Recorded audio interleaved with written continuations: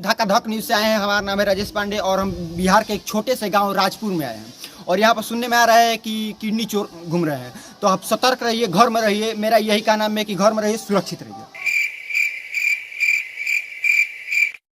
रे बुआ कहाँ जता रसो आओ सही नहीं नहीं आओ सो तनिका तो लोग के बुझा था कि हम काहे खातिर तो लोग के बोलै नहीं है जा ना ना तो लोग के बुझाए के चाही कि आजकल अखबार में देखत रहलो, टीवी में देखत रहलो, चारों ओर इहे हाला बाटे। चाहे चलता यही किडनी चोर वाला केतना बड़ा सो किडनी चोरावत रसो तो हनियो लोग डरा के रहलो, खेले कूदे आ पढ़े लिखे नहीं जाए के तो हम लोग के घर ही रहे के बाद ट्यूशन वाला व्यवस्था घर ही रही आ तो हम लोग के पढ़े के बाटे। आ ई ना होके कि मतलब हम कहनी आ तो हम लोग अपन वाली कर लो कि चल जा लोग एने गईनी तो हम लोग हेने निकल जा लोग तो सोच समझ के रहे के बाटे।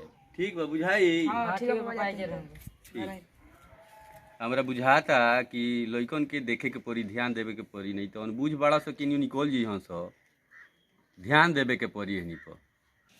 चलो सन खेले क्रिकेट घरे में बस खाली रुक आओ तन जा चले। अरे कहाँ जी के तो तुम्हारा कर बन गिरा।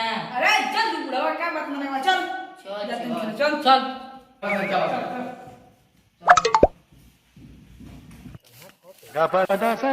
खेला जाए ना मोटू पतलू खेला जाए। चल हमारे के हना इखे रे झुरिया है जे कर चलो सन मोटू पर खेला जाओ। बैठ खेला सब बैठ के मत तोनी के झरी आवत तनी एकरा के ना देबे डेरा तकाई ए तोर हमारे झुरिया ले खेल देख चल ना। कैसे झुरियाता चल दे तो पहले या कहां देता रे ले ए भाई वो बात कहे कहो 3-4 को तो किडनी चोरा ले बनी जा और 3-4 को चोरा लिया ठीक बा।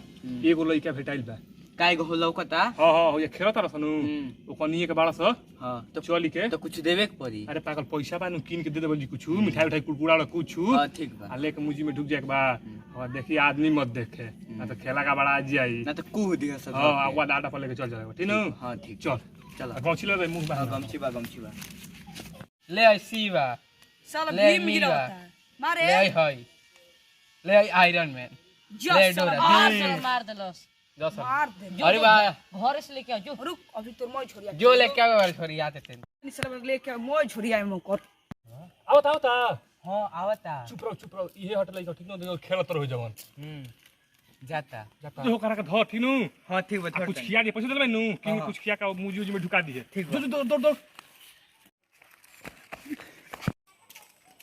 अरे कहां जाते रे अरे कहां जाते रे यही तो जाते नहीं घूमे मोटू को घूमे लेके और चल ना चल तेरे कुछ खियाओ तुम इधर मुझे माइक छोटा चल देखी जा चल और देम जा हम दोस्तों होले बा चल मिलबे करी हम दोस्तों।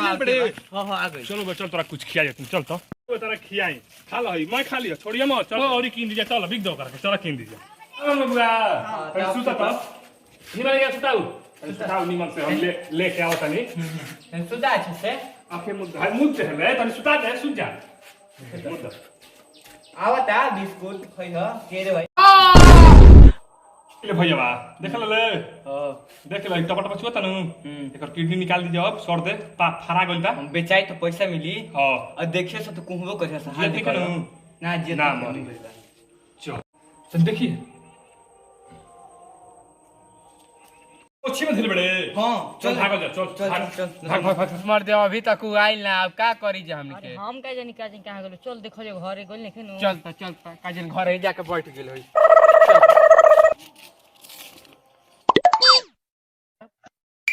अरे चिंता कर तोर भैया बाबा जीता ओ जे घर ही गेल चल कहां गेल का जाने चाचा का हो आइल ह का जाने हो हम तो अभी लेहनी लेके आवत नहीं देखो तो कितना गरम होइल बा। रुको घर में देखत तनी देखो न तो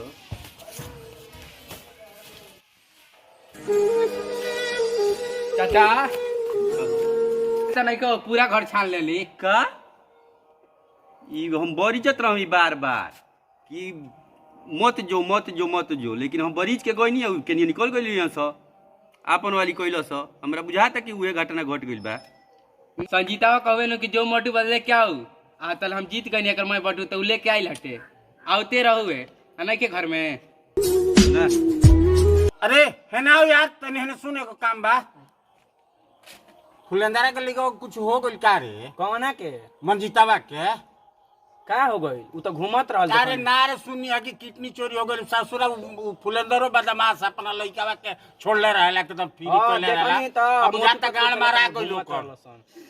तनी जाके फुलंदरा ले पता करना कि कहां मंजीतावा बाटे बा कि नहीं के तनी पता कइयो ठीक नो? पता कर ओकर बाद हम आवत तनी। सुने में आवत फुलंदर जे मन जीतावा नहीं खे। हाँ हो सुने में तो ये आवता लेकिन हमारा बुझाता तो तू हे जा बैठल बाड़ा चल के खोजेला। क्या तनी जा और ही आदमी आवत रन रुकले बड़न हमारे के हां जाए के बा हमारा बुझाता कि बुढ़ापा के बैसाखी टूट गई। हां सुने में आवत किरनिया लाई रहल सन। का जन हमें के ओजे बैठ के दांत खेलते हुए नारा बतर। फिर एक बार धक्का-धक न्यूज से हम आ गए हैं राजेश पांडे और हम सुने हैं कि एक फिर किडनी चुराने वाला एक लड़का को चुरा लिया और किडनी भी काट लिया है। अब क्या पता क्या होने वाला है, देखें अब इन लोगों से कुछ पूछताछ करते हैं। तो आइए, क्या कैसे क्या हुआ? वहाँ पर 3 आदमी खेल रहे थे तो वहाँ पर खत्म हो गया इसका मोटू पतलू, तो बोला कि वहाँ पर जाओ लेके आ जाओ, तो उधर से गायब हो गया है। तो अब बता रहे कि लड़का इनका भाई है और ये कहाँ गया है ये नहीं पता चल रहा है। अगर आप लोगों को मतलब पता चले तो कमेंट में बता दीजिए। आप कृपया करके वो लड़का को ढूंढने का प्रयास कीजिए क्योंकि हमारे गांव में किडनी चोर आ गए हैं। कृपया सतर्क रहिए। तो कैसी लगी वीडियो? अगर वीडियो अच्छी लगी तो लाइक कीजिए, अगर हमारे चैनल पर नहीं हो तो सब्सक्राइब कर लीजिए। प्लीज लाइक कीजिए।